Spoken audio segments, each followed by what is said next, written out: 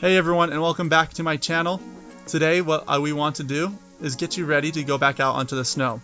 If you're anything like me, you're getting really excited for this winter season to snowboard. But there's some things that I want to go over today, whether it be your first time snowboarding or your 100th, of what you want to bring when you go up to the ski resort. This is going to be going over specifically just ski resort riding. It won't be backcountry, so if you're looking for a backcountry tutorial, I'll post another one of those another day. But this is for ski resort riding only. And so we're going to go over some of the misconceptions of what you should bring, some things that are a waste of money, and things that you will need to buy, and some things that you can rent if it's your first time. And if you have any questions or comments, leave them down in the comment section below. A little background about me: I have been a snowboard instructor for 5 years, and so I'll be doing a short series of what you need to bring for snowboarding in this video. And then later on, I'll be doing segments of what you need to do on your first day of riding, and what you'll need to be doing when you're an advanced rider, and techniques that any snowboarder can use to improve their riding. If you do like what you see, consider subscribing, and this video will shortly go over everything you need to bring. Hope you enjoy it.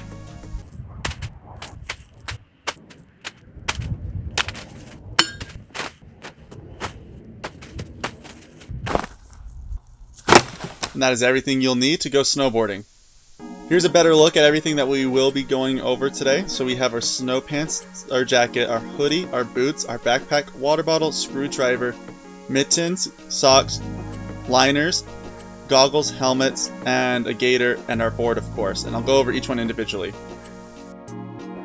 So first off, what we have are snow pants. These are a requirement. You do need these, otherwise your butt will get wet all day while you're snowboarding. These are roughly $25, so you don't need to spend a whole lot. And as you can see, as I'm putting these on, I have gotten a little bit fatter this season, so they are a little bit more tight.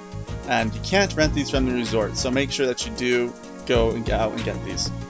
One of the biggest misconceptions that I hear is that you should layer up your socks to keep your feet warm. That is false. In fact, all you want is one pair of thick wool socks. So throw away those Rugrat socks, because they're not going to keep your feet warm. This is what you want to do, is just have one pair, because if you have two, they're going to rub up against each other. Next up is the first item on our list that you don't have to buy. Almost all ski resorts, you can rent snowboard boots. But if you are going out to buy your own, I suggest go out and buy ones with laces. Ones with laces typically last longer than other boots, and I find they stay tighter longer throughout the day than other pairs. And so if you do get laces, it's just pretty simple. All you do is just loop it back and forth like you would normal shoes, just constantly over and over again. If you've ever had a pair of boots, it's just similar to anything like that.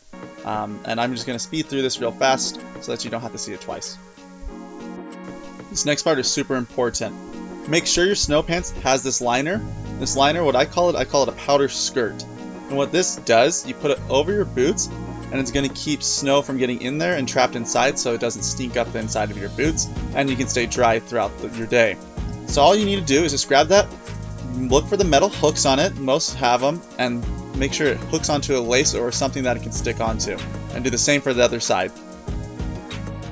Do not do this. I see so many people at the resort with this. Do not tuck your snow pants into your boots.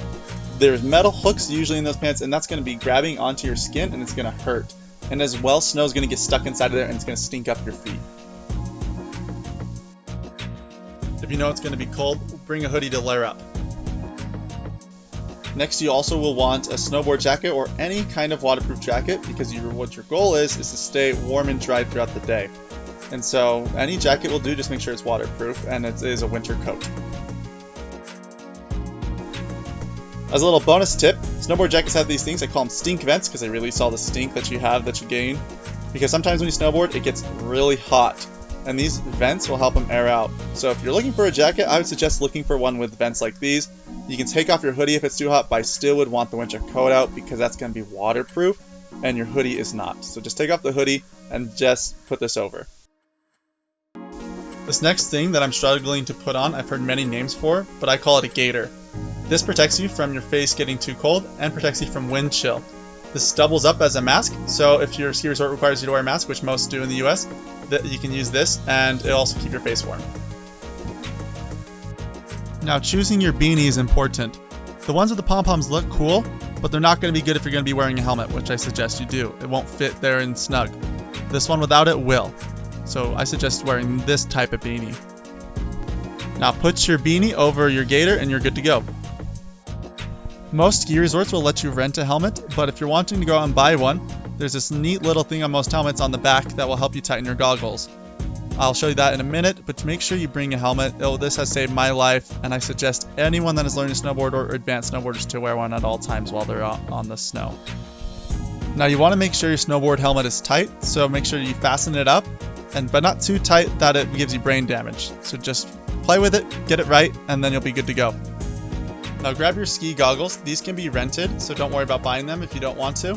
And you're going to want to attach them to the back of your helmet. That clip that I was showing before, you're going to snap that into place and pull it over. Some people like it under the helmet. I prefer it over. It's completely up to personal preference what you do.